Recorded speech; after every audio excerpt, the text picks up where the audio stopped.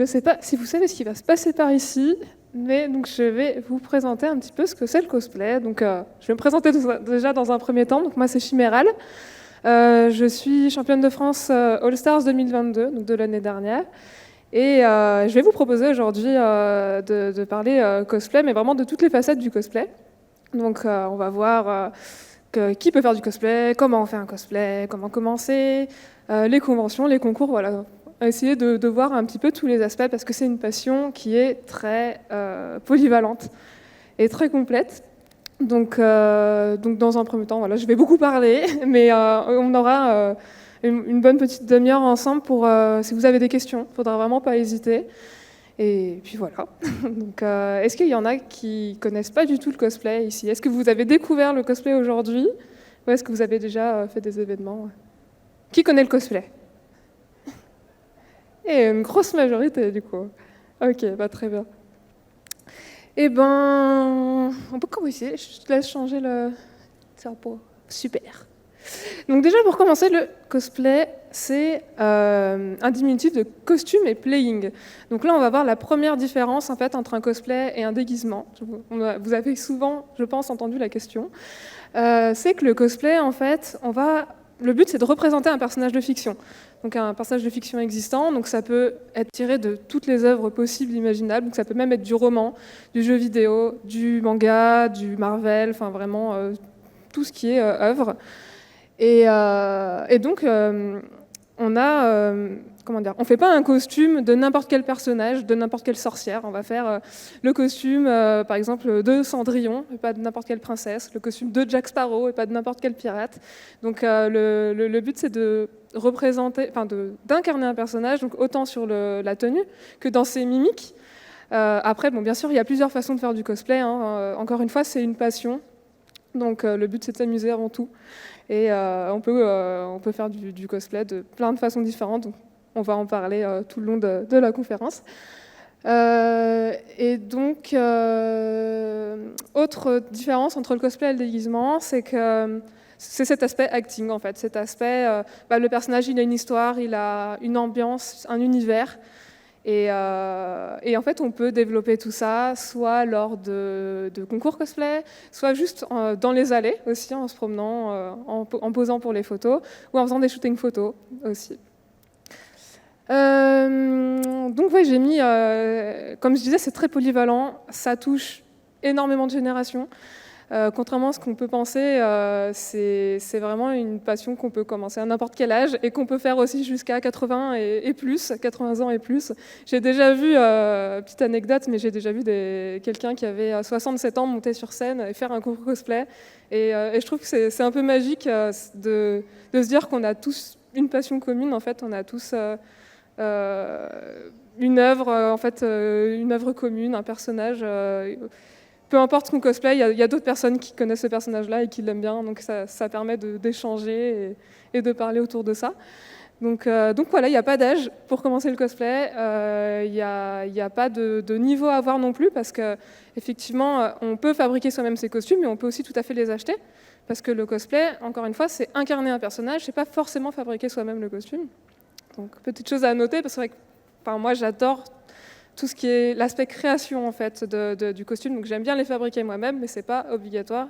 Et je trouve ça très cool justement qu'on puisse acheter un costume ou le faire commissionner par quelqu'un d'autre et pouvoir aussi profiter de cette passion, sans forcément passer des heures et des heures sur un costume.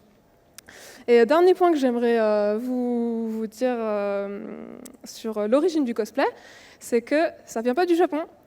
Et moi, j'étais la première à penser que ça venait aussi du Japon, avant de m'y intéresser. Ça vient des États-Unis. Alors, je ne sais plus exactement à quelle date, je vais vous dire des bêtises. Mais donc, c'était aux États-Unis avec Star Trek et Star Wars. Il y a des grands fans, en fait, de ces licences-là qui sont venus à des événements en cosplay. Et le mot cosplay n'existait même pas encore à l'époque, et c'est venu de là. Après, ça s'est exporté au Japon, et après en Europe, et un peu partout. Donc fabriquer ces costumes n'est pas obligatoire, j'en ai déjà parlé. Et donc pour ceux qui ne connaissent pas, donc je dis que c'est très polyvalent. En fait, il faut savoir que dans le cosplay, on a énormément, on peut tout utiliser en fait en termes de matériaux, en termes de techniques. Mais au-delà de la création, c'est aussi, donc, comme je disais, un jeu d'acteur, du maquillage, de la coiffure, vraiment tout plein de choses. Donc je vais, à l'aide de photos, donc ça c'est des photos de certains de mes cosplays que j'ai fait jusque-là. Donc je vais m'aider un peu des photos pour vous montrer un peu les techniques qu'on peut avoir parce que c'est vraiment très très large. Donc là on commence avec un costume de Aion, donc c'était un MMO, un jeu vidéo. Et c'est un costume principalement armure comme vous pouvez le voir, mais il y a quand même un petit corset, enfin voilà, on a de la couture, on a des armes aussi, et là c'est un mix de plein de matériaux différents. Donc si vous avez envie d'en savoir plus sur les matériaux, j'en ai quelques-uns sur mon stand où je pourrais vous expliquer un petit peu plus. Là, ça va être un petit peu long de vous expliquer toutes les possibilités. Mais donc là, par exemple, on a de la mousse évasote, donc pour toutes les parties armure, du bois pour l'épée, du thermoplastique, et après tout ce qui est coiffure, maquillage. Là, on est plus sur du maquillage un petit peu ce qu'on appelle FX, body paint. Donc ça veut dire que on change la couleur de notre visage en violet, en bleu, enfin là c'est du blanc, avec un maquillage spécial professionnel. Autre technique, tout ce qui est électronique. Donc là on est sur des techniques un peu plus particulières qui sont reliées à des métiers artistiques et des métiers existants. C'est qu'on peut programmer des Arduino, pour ceux qui connaissent, donc des petites puces qui permettent de commander en fait des petits appareils électroniques, donc des moteurs, des LED, des lumières. Et donc moi c'est une technique que j'ai appris il n'y a pas longtemps. J'ai commencé à m'y mettre il y a 2 ans. Et ça ouvre vraiment des possibilités très cool sur les costumes. Donc là on voit à gauche l'armure de Monster Hunter. J'ai rajouté en fait des lumières dans toutes les parties fourrure. Je ne sais pas s'il y a des fans de Monster Hunter parmi vous. Il y en a un. Je suis sûre que t'es pas tout seul, Isosphère. Mais du coup, donc c'est un monstre qui fait de l'électricité en fait, qui a de l'électricité vraiment tout autour de lui. Donc c'était pour représenter un petit peu ça. Et à droite, un personnage de manga avec un bouclier un peu avec des flammes. Donc ça, voilà, c'est quelque chose qui peut être très sympa dans les costumes. Le personnage d'aujourd'hui, du coup, je ne l'ai pas présenté, Artemis, donc la déesse de la chasse et de la nature. Et ça vient aussi d'un jeu vidéo qui s'appelle Hades. Donc là, principalement couture, quelques accessoires, voilà, et des armes. Donc, encore une fois, il y a vraiment des costumes très polyvalents, mais il y a aussi des costumes super simples. Hein. Je crois que je parle un petit peu loin du micro. Il ne faut pas avoir peur de se lancer dans le sens... là, je vais vous montrer des gros costumes parce que j'adore la créa, mais vous pouvez très bien acheter un pantalon, une veste, la modifier, faire un petit peu de customisation en fait. Il n'y a pas besoin forcément d'avoir une machine à coudre tout de suite. Hein. Vous pouvez faire aussi pas mal de choses à la main. Voilà. Donc, si vous voulez vous lancer, mais que vous n'êtes pas trop sûr que ça vous plaise, vous pouvez aussi commencer par des petits projets. Alors celui-là, je voulais présenter celui-là parce que ça a été un costume qui paraît un peu simple, mais il y a beaucoup de pièces en cuir. Donc là, on peut se rapprocher du boulot du métier de maroquinier. Et encore une fois, voilà, il y a tellement de techniques différentes qu'un même costume peut être interprété et fabriqué de façon différente. Et moi, sur celui-là, donc c'est Riven de League of Legends, pour ceux qui connaissent. Pour ce costume-là, je voulais vraiment le rendre réaliste, en fait. Je me suis dit, s'il devait exister dans la vie, comment il serait, sachant que c'est un peu un background esclave guerrier, donc c'est pour ça qu'elle est toute sale, un peu de suie, et qu'elle est donc les chaînes en props. Donc il y a aussi dans le cosplay toute cette interprétation personnelle, parce que ça reste une discipline artistique en fait au final, donc il y a toujours un peu la patte de l'artiste, on va dire, et c'est toujours intéressant de rencontrer d'autres personnes qui ont fait le même costume, mais qui sera forcément différent du vôtre. Voilà, donc c'est vrai que j'ai pas parlé, mais on a très récemment tout ce qui est imprimante 3D aussi qui se développe bien, découpe laser, donc ça c'est des choses que j'ai vite fait tâtonner, que je connais pas très bien, mais on peut faire vraiment des choses absolument magnifiques en impression 3D, et si vous êtes un peu plus ordinateur, programmation, je pense que ça peut, tout ce qui est LED, électronique et impression 3D, c'est aussi quelque chose qui peut être exploité. Et donc on passe sur les concours. Donc, encore une fois, la partie play du cosplay, ça fait appel à des compétences d'acting qu'on n'a pas forcément de façon innée. Alors moi la première, hein, là, je vous parle aujourd'hui toute seule sur une grande salle. Vous m'aurez dit que je serais capable de faire ça il y a 10 ans. Je vous aurais dit non, c'est pas possible. Parce que j'étais vraiment très timide en fait avant. Et je pense que le cosplay a énormément aidé, d'une façon générale. Mais donc ouais, monter sur scène pour moi c'était vraiment pas dans mes compétences naturelles, on va dire. Et j'ai mis longtemps à comprendre ce que c'était une bonne presta, comment on faisait une bonne prestation. Donc ça, pareil, s'il y a des personnes parmi vous qui veulent en savoir plus sur les prestations, qui ont pour projet de monter sur scène avec un cosplay, n'hésitez pas à venir me voir sur le stand. Je pourrais vous donner des petits tips un peu plus précis. Mais du coup, oui, donc on a l'acting, on a aussi tout ce qui est mise en scène, parce qu'on doit préparer une bande son, préparer un petit montage vidéo, même parfois, et même parfois faire ses propres doublages pour développer l'univers de son personnage en fait sur scène. Donc en gros, sur les concours cosplay, justement, on a souvent, quand on est tout seul, 1 minute 30, entre 1 minute et 1 minute 30 de passage sur scène, et en gros, sur les groupes, ça peut monter jusqu'à 3 minutes. Et mine de rien, 1 minute 30, quand on ne sait pas quoi faire, c'est long. Mais quand on veut raconter quelque chose, c'est super court. Moi, je sais qu'à chaque fois que je fais mes premières prestas, ça dure 3 minutes. Je me dis, mais comment je vais faire rentrer ça en 1 minute 30 ? C'est pas possible. Donc, ouais, une construction de prestas, c'est vraiment un travail, c'est une grosse réflexion. Et il faut aussi toujours penser que, il faut que nous, on connaît le personnage, on adore notre personnage, on a envie de tout raconter. Mais du coup, ceux qui connaissent pas la licence, il faut aussi qu'ils comprennent ce qui se passe sur scène. Donc, ouais. Encore une fois, ouais, un gros boulot. Tu peux revenir juste avant, s'il te plaît. Du coup, les concours. En termes de concours, donc, je ne sais pas s'il y en a qui ont vu celui d'hier, qui était vraiment très cool d'ailleurs.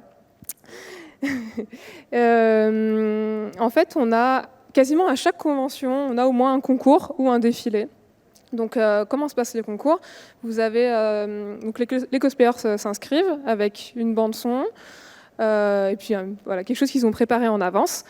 Ils passent devant les jurys pendant, en général, c'est quelques minutes. Le jury regarde un petit peu sous toutes les coutures comment ils ont fait leur costume. Et en fait, le cosplayer qui participe, il va montrer vraiment en détail, voilà, là j'ai utilisé telle technique, tel matériau.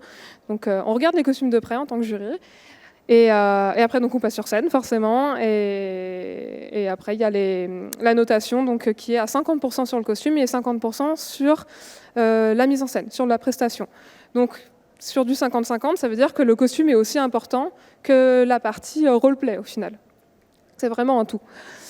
Et du coup, dans quel but ? Alors, encore une fois, il y a plusieurs façons de faire du cosplay, il y a plusieurs façons d'aborder les concours. On peut juste s'amuser, vouloir monter sur scène avec des amis ou juste partager notre travail.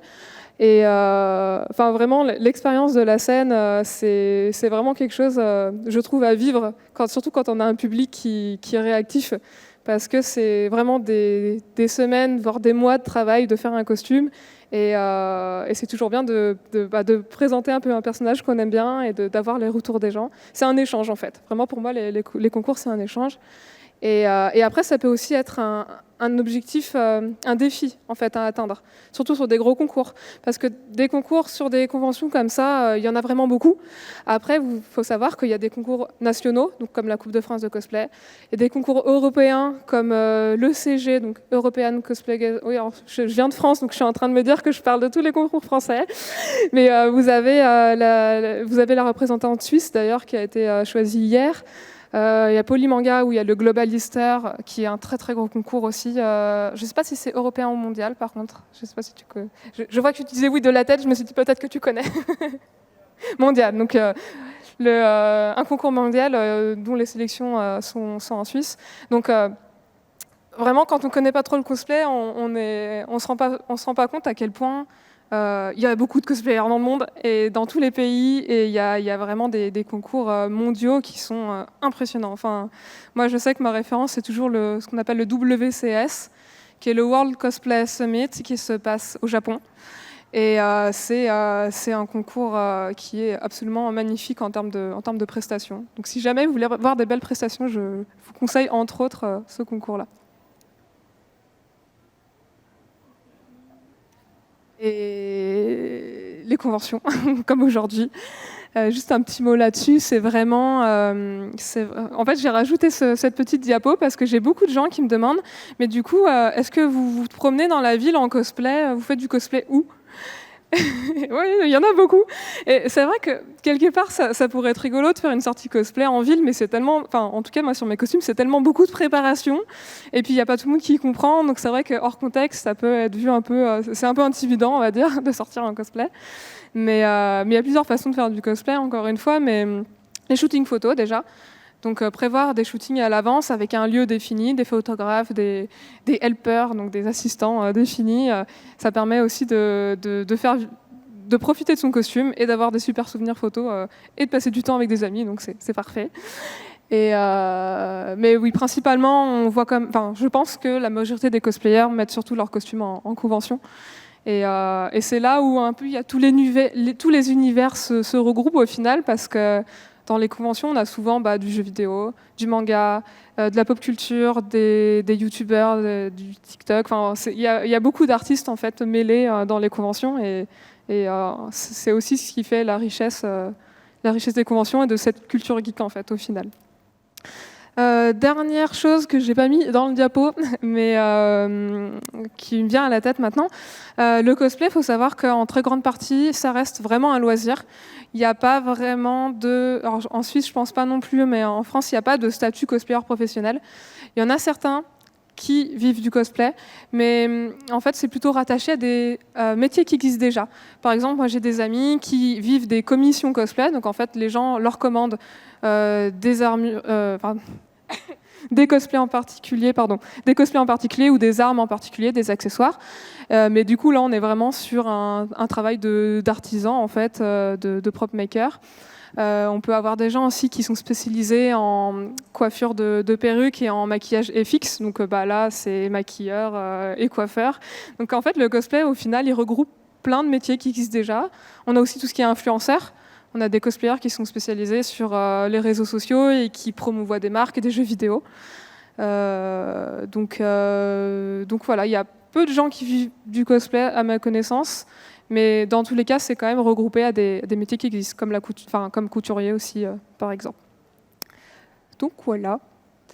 Je crois qu'il n'y a plus grand-chose après. Oui, voilà, c'est fini. Donc pour en savoir plus, donc moi, il faut savoir que je partage tout le process de mes costumes, des petites vidéos, des photos sur les réseaux sociaux. Donc j'utilise principalement Instagram, Facebook, TikTok. J'ai un petit peu du mal à m'y mettre, je vous avoue, mais il faudrait que j'y arrive un jour. Mais c'est vrai que pour le type de contenu que je fais, un peu plus instructif, Instagram et Facebook, c'est vraiment ce qui me plaît le plus, et un petit peu Twitter du coup. Et après, voilà, je vais voir si vous avez des petites questions pour échanger ensemble, mais s'il y a des choses qui vous viennent en tête d'ici la fin de la journée, que vous n'avez pas pensé avant, que vous n'osez pas demander ici, je suis sur le stand en plein milieu du premier hall, voilà, vers l'entrée. Donc déjà, est-ce que vous avez des questions? Petites questions, c'est vraiment... sur n'importe quel sujet du cosplay, sur les projets, les concours. Oui, moi j'ai une question. Oui. Comment est-ce que tu as découvert le cosplay? Alors moi, j'ai découvert le cosplay en 2013.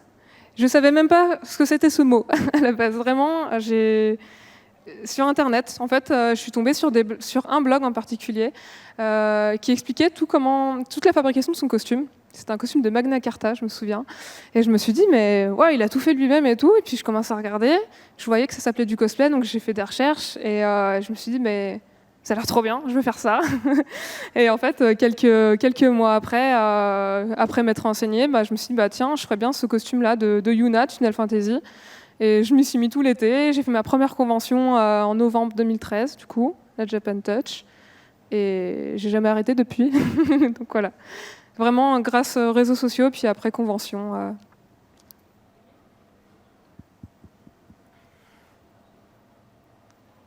Il y a une question là. Merci. Bonjour. Bonjour. Je pense que c'est très variable niveau temps, mais tu mets combien de temps à faire un costume? Alors effectivement, ça va dépendre des personnages et puis de comment on veut faire le costume. Moi, en grosse moyenne, je dirais bien 200 ou 300 heures. Ouais, peut-être 200 en moyenne. En fait, j'ai des costumes entre guillemets moyens comme aujourd'hui, où je vais mettre entre 50 et 80 heures. Et avec bien sûr, les armes, la perruque et tout ce qui va avec. Et sur les gros costumes, un peu plus défi ou concours, là, je peux mettre facilement 500 heures sur un costume. Donc, et puis après, il y a la prestation à travailler aussi. Donc c'est vraiment un projet parfois sur plusieurs années, parce qu'encore une fois, on fait ça en plus du boulot, de la vie de moldu.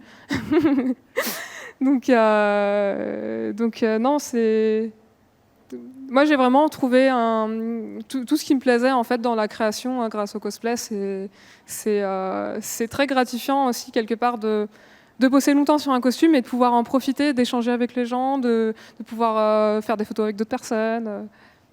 Donc ouais, à peu près, je dirais 200 heures en grosse moyenne.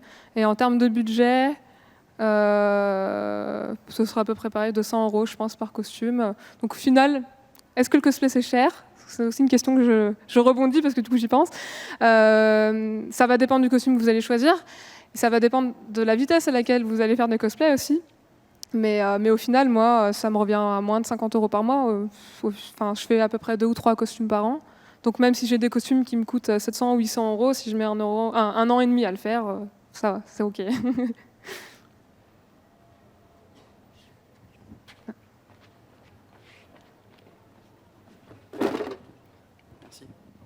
Bonjour. Bonjour.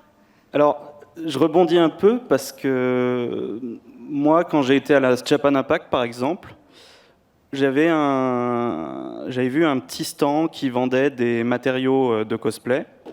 Et la dame qui tenait ça disait que souvent c'était très cher parce que, par exemple, la mousse EVA, ça coûte cher de base. Qu'est-ce que tu en penses ? Alors, moi, je trouve que parmi toutes les techniques que je connais, le plus cher, c'est tout ce qui est moulage, sculpture et tirage résine. Surtout qu'il y a assez souvent des échecs, donc il faut refaire. Et le thermoplastique. Donc, thermoplastique, pour expliquer rapidement, c'est des feuilles de plastique très fines, en chauffant, qui deviennent très malléables, un peu comme de la pâte à modeler. Et en fait, en redevenant à température ambiante, ça devient rigide. Et du coup, c'est un super matériau quand on veut faire quelque chose de rigide, des sculptures ou une armure. Mais effectivement, c'est cher et c'est pas toujours très confortable à porter. La mousse Eva, moi, je trouve pas ça trop cher dans le sens où j'ai rarement besoin de mettre des couches et des couches d'Eva. Enfin, au final, avec une plaque de 1 mètre par 2 mètres, ça coûte environ une vingtaine d'euros. Mais déjà, avec une plaque, on peut faire vraiment beaucoup de choses. Donc après, forcément, c'est quelque chose de très subjectif, le prix d'un costume. Mais la mousse Eva, par rapport à la polyvalence, par rapport au rendu professionnel qu'on peut avoir, je trouve que c'est vraiment moi, c'est un de mes matériaux préférés, très honnêtement, sur le propre, c'est sur l'armure. Au final, quand on voit les tissus qui coûtent entre 20 et parfois même 50 € le mètre, la mousse Eva, je trouve pas ça très cher. Merci beaucoup.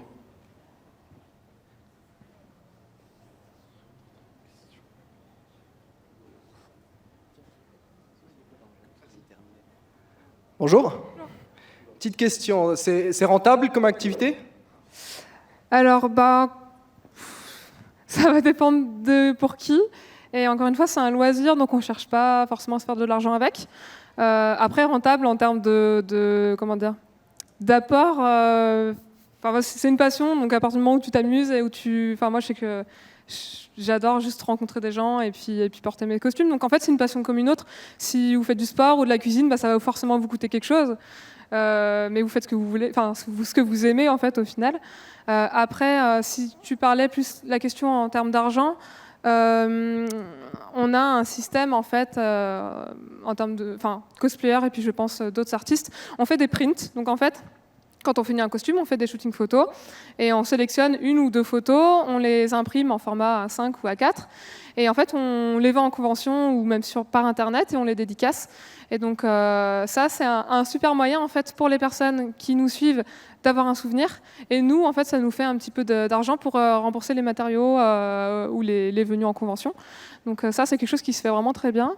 Moi en termes de cosplay, donc, encore une fois ça fait longtemps que j'en fais, donc j'ai fait beaucoup de tutoriels, j'ai fait quelques bouquins, je fais aussi des commandes cosplay de temps en temps, donc effectivement moi c'est une passion qui est autonome on va dire, enfin qui est pas, j'ai pas le mot mais bon, je pense que vous avez compris, c'est une passion qui me coûte très très peu d'argent parce que je fais des projets en plus pour rembourser mes matériaux, mais voilà, ça c'est vraiment propre à chacun pour le coup. Je ne sais pas si j'ai bien répondu à la question. C'est ce que tu... Ok, merci. Moi, j'avais une question. En fait, avant, je rebondis sur ta question précédente, qu'il y a certains matériaux que tu aimes bien crafter. Est-ce qu'il y en a certains que tu n'aimes pas crafter? C'est un peu la bête noire. Alors, je pense que oui, il faut que je réfléchisse. En général, alors, c'est pas vraiment un matériau, mais ce que je n'aime pas faire, c'est les attaches. Pourtant, tant qu'on n'a pas fait les attaches, on peut rien mettre sur nous. Hein.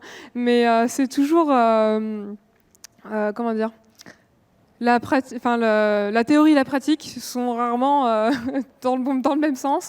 Et y a quand on veut faire un costume, quand on veut porter un costume sur scène, c'est hyper important en fait d'avoir des attaches solides et en même temps souvent on a des designs de jeux vidéo ou de manga où il y a des choses qui sont pas possibles en fait, genre c'est pas possible que ça tienne comme ça ou c'est pas possible de bouger avec une épaulette qui fait 3 mètres de haut, donc les attaches c'est toujours une partie très technique et pas forcément très créative et c'est quelque chose que j'aime pas trop faire mais je suis obligée de le faire donc je le fais. Sinon en termes de matériaux Je réfléchis. En vrai, moi, j'aime pas trop le Worbla, donc ça, c'est un thermoplastique qui est très très utilisé dans le cosplay, parce que j'aime pas juste la surface du Worbla qui est très granuleuse. Alors c'est un peu technique, mais sinon, non, je crois que j'aime bien travailler un petit peu de tout. J'aime bien mixer les matières en fait, mixer les différents matériaux. Merci.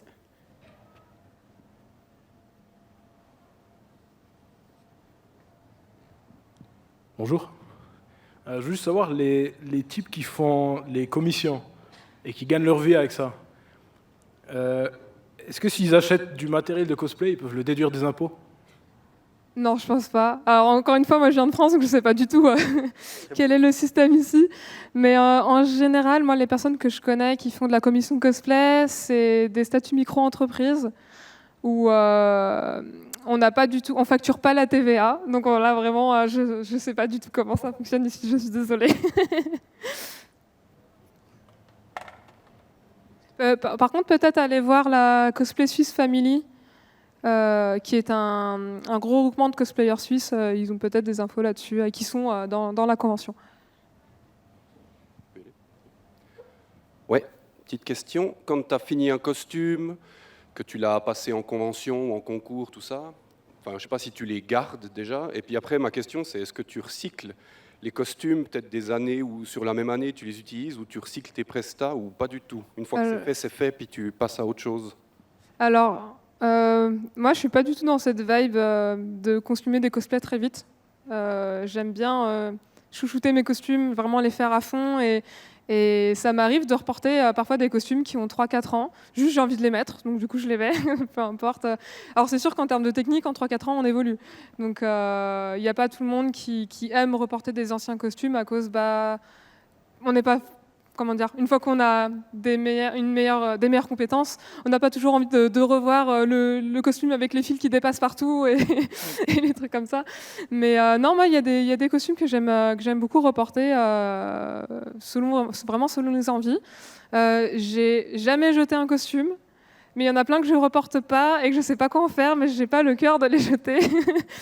J'ai déjà vendu quelques costumes aussi, mais vraiment en costume en occasion. Donc, bien sûr, un costume que je vends en occasion sera beaucoup moins cher qu'un costume que je vais faire neuf en commission. Mais ça permet de leur donner une seconde vie et justement de ne pas les jeter parce que je n'aime pas gaspiller. Genre, je déteste ça. Même si, hier, à chaque fois que je vais au restaurant, petite anecdote, mais à chaque fois que je vais au restaurant, et j'ai un tout petit estomac, et en fait, c'est chiant parce que je suis obligée de trop manger pour pas gaspiller. Le cosplay, c'est pareil. Si je peux donner des secondes vies à des costumes, j'essaye de le faire, d'une façon ou d'une autre. Mais ça arrive qu'il y ait des costumes qui soient tellement abîmés que c'est juste plus portable, en fait. Donc là, il n'y a pas trop moyen de récupérer des trucs. Donc voilà. Après, j'ai... comment dire ? Il y a certains costumes que je sais que je pourrais pas trop remettre parce qu'ils sont peut-être plus trop en état ou voilà, pour X ou Y raison. Mais c'est des costumes qui me tiennent vraiment à cœur et que j'aurais du mal et à jeter et à vendre. C'est vrai, ça, encore une fois, c'est très subjectif. Et moi, ça dépend des costumes. Ils ont tous une histoire. J'en ai certains que j'ai fait pour des groupes, que c'était pas des personnages que j'aimais spécialement. Où là, j'ai plus de facilité à les vendre parce que je me dis autant que ça serve à quelqu'un d'autre. Mais non, il y en a d'autres, je les garde. Et si un jour j'ai un peu plus de place dans ma maison, peut-être que je les mettrai sur mannequin, ça décorera.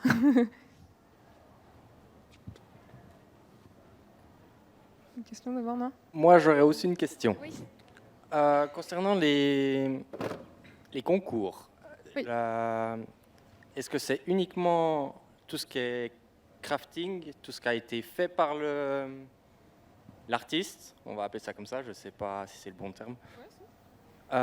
Est-ce que le physique ou gabarit de la personne par rapport au cosplay qui a été fait est noté aussi ou pas ? C'est une excellente question.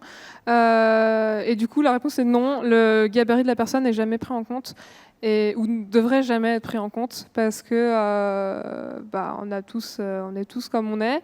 Et le cosplay, encore une fois, le but, c'est d'incarner un personnage, mais pas forcément de lui ressembler à l'exact. Non, vraiment, quand on est... moi, j'ai vraiment été jurée de beaucoup de concours cosplay et j'ai jamais pris ça en compte. Et les personnes avec qui j'étais dans le jury, ne l'ont pas pris en compte. C'est vraiment quelque chose... moi, ça me paraît pas... Éthiquement parlant, ça me paraît impossible de faire ça. Et du coup, c'est... Non, c'est pas pris en compte. C'est vraiment l'aspect créatif et la ressemblance. Quand on parle, c'est vrai que dans les critères de jury, on a le critère ressemblance avec l'image de référence, mais là encore, on va regarder vraiment le costume. Ok, coup, merci. Merci pour la question, c'est très intéressant de parler de ça. Et je crois que devant, il y avait une question, non ? Oui. Attends, j'arrive.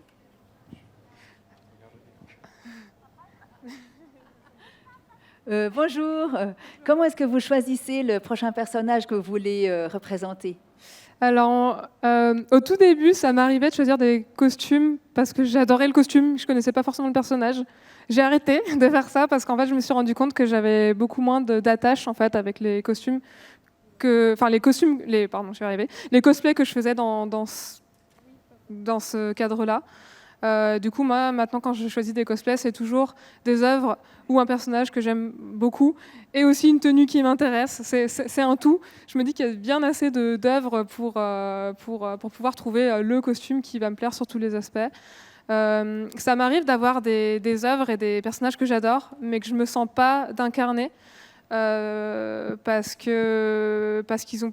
C'est pas forcément un caractère que je me sens de jouer aussi, toi, par exemple. Mais sinon, non, c'est ça. C'est vraiment des personnages qui m'inspirent et puis un univers que j'ai envie de développer. C'est vrai que moi, je suis souvent sur du fantasy, du médiéval, des créatures fantastiques. Ça, c'est vraiment les trucs qui me tapent le plus à l'œil. Dès qu'il y a des plumes et de la fourrure, on m'a perdu. et les guerrières, du coup, c'est vraiment mes univers préférés. Après, je regarde des films et des mangas d'un petit peu tous les univers, donc ça peut aussi être intéressant de partir parfois sur d'autres types de séries. Mais non, de toute façon, c'est vraiment un personnage qui me tient à cœur. Je me dis, quitte à y passer 300 heures, autant que ce soit un personnage qui me motive. Ça me paraît important. C'est pas forcément important pour tout le monde. Mais pour moi, pour la motivation, vraiment, le temps passé et puis l'argent dépensé, c'est vraiment important pour moi, en tout cas. Bonjour. Je sais pas où c'est. J'ai une question. Ok. Quand vous faites un costume, du coup, est-ce que ça arrive des fois qu'en cours de route, vous arrêtiez de faire le costume ou qu'il y ait tout d'un coup des problèmes de matériaux ou d'imagination qui ne soient pas comme vous avez fait, en fait ? et que du coup vous arrêtez le costume en cours de route ou autre? Alors, ça m'est jamais arrivé d'abandonner un costume.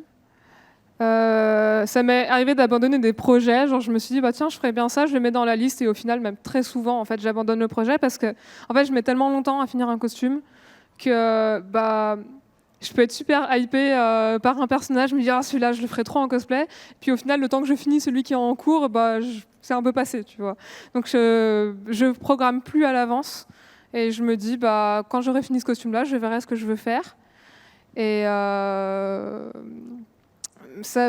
non, ça m'est jamais arrivé d'abandonner un projet, mais par contre, ça m'est arrivé de mettre un projet de côté. Comme actuellement, il y a un projet que j'ai commencé il y a bientôt 2 ans, qui est très compliqué, que j'ai un peu sous-estimé, mais je sais que je vais y arriver. Il me faut un peu plus de motivation que ce que j'ai aujourd'hui. Donc non, ça m'arrive de mettre un petit peu de côté, de travailler sur un autre costume où c'est un peu plus chill, et pour me remettre sur des techniques plus compliquées que je connais pas encore. Mais non, je lâche pas. En général, quand je commence un projet, il sera fini un jour ou l'autre. Je ne sais pas combien de temps il nous reste. Si on a encore une dernière question? Ok, une dernière petite question. Et puis sinon, après, encore une fois, je suis disponible sur mon stand et puis sur un créneau dédicace. Donc voilà, si vous avez encore des questions, il ne faudra pas hésiter. Mais une petite dernière, si quelqu'un a une question à poser. Par là-bas. Bonjour. Vous pensez à votre confort quand vous faites un cosplay ou vous vous en foutez? De plus en plus. J'y pense, mais quand j'ai un crush sur un personnage où je sais que ça va pas être confortable, j'ai quand même envie de le faire. Non, c'est vrai que avec l'expérience, il y a des trucs qu'on se dit, alors ça, si je le fais en tel matériel, je le tiendrai jamais toute la journée, ça va être l'enfer. Donc j'y pense en la fabrication du costume, même avant de commencer le costume. En fait, quand j'analyse le personnage, je me dis, ouais, là, si je veux que ce soit plus confortable, il faut que je le fasse comme ça. Comme rajouter des poches dans certains trucs, chose que je n'ai pas fait sur celui-là et que je regrette. Mais il y a plein de petits tips comme ça qu'on apprend au fur et à mesure. Je pense que pour être un bon cosplayer, il faut être un petit peu maso et on aime souffrir quand on porte des costumes pendant une journée complète. Mais quand on aime les grosses armures, quand on aime les créatures fantastiques, je pense qu'on est un peu obligé de passer par l'étape costume pas très confortable d'une façon, à un moment ou à un autre. Mais il y a quand même des moyens d'optimiser un peu le truc. D'accord, merci beaucoup. Voilà, du coup, merci beaucoup d'être venus nombreux à la conférence. J'espère que ça vous a plu. J'espère que vous en savez un petit peu plus sur le cosplay.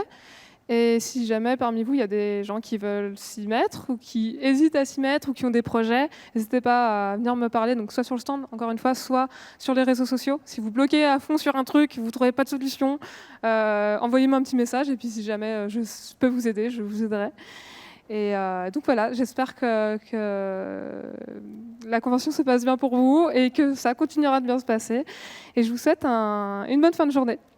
Merci beaucoup à tous pour votre écoute.